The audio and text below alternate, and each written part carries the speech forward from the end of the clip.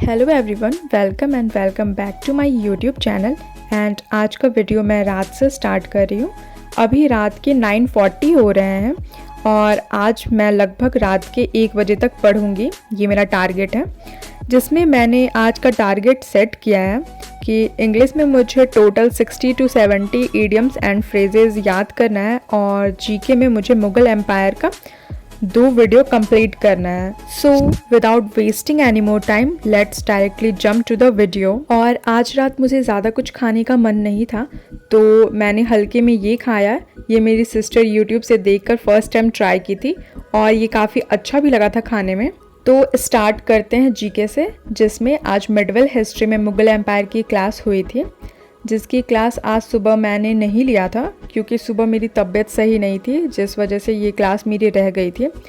तो मैंने डिसाइड किया कि रात में ये कंप्लीट करके ही मुझे सोना है, क्योंकि फिर कंप्लीट नहीं करने से धीरे धीरे बैकलॉग्स काफ़ी बढ़ते जाते हैं और फिर बाद में मुझे ही प्रॉब्लम होगा। तो मैंने डिसाइड किया रात में ये कंप्लीट करके ही सोती हूँ, क्योंकि रात में मुझे थोड़ा सही लग रहा था तबीयत, तो मैंने डिसाइड किया कंप्लीट करना ही सही होगा।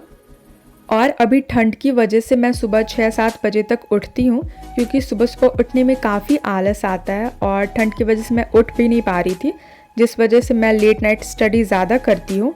आप में से काफ़ी लोग होंगे जो सुबह 3-4 बजे उठकर पढ़ाई करना पसंद करते होंगे और बहुत से लोग ऐसे भी होंगे जो लेट नाइट स्टडी करते होंगे, रात के 1 या 2 बजे तक पढ़ते होंगे। तो इम्पॉर्टेंट है पढ़ाई करना। लेट नाइट स्टडी कर रहे हो या मॉर्निंग में जल्दी उठकर पढ़ाई कर रहे हो, वो मैटर नहीं करता। मैटर करता है आप अपना सिलेबस कितना कंप्लीट किए हो या आपकी स्टडी सही चल रही है या नहीं।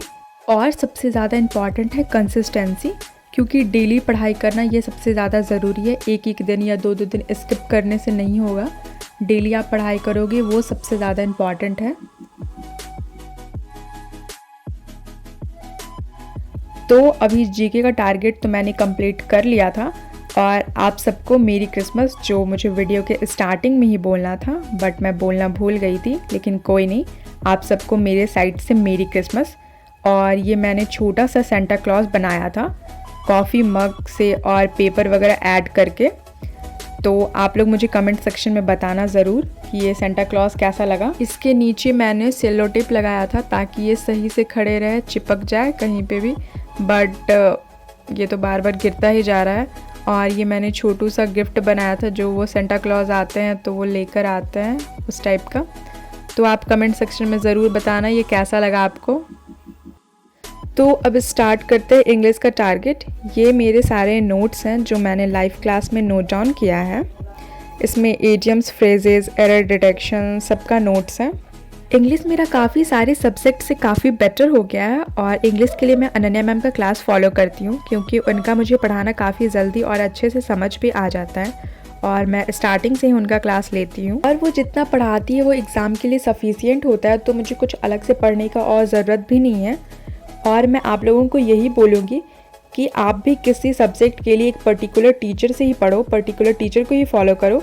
और आप किसी भी बैच को परचेज़ करते हो तो थोड़ा सर्च वगैरह कर लिया करो, क्योंकि आप उसमें पैसे इन्वेस्ट कर रहे हो, तो थोड़ा ध्यान देकर। और जब भी आप किसी भी टीचर का बैच परचेज़ करते हो तो आप उस टीचर और ख़ुद पे इतना विश्वास तो रखना कि आप जो भी बैच परचेज़ किए हो उससे आपको कुछ सीख कर ही निकलना है। अब टाइम लगभग 1 बज चुके थे और मेरा दोनों टारगेट भी कंप्लीट हो गया था, तो मैं वीडियो को यहीं एंड करती हूँ। अगर आपको वीडियो अच्छी लगे तो लाइक, सब्सक्राइब एंड कमेंट तो ज़रूर करना।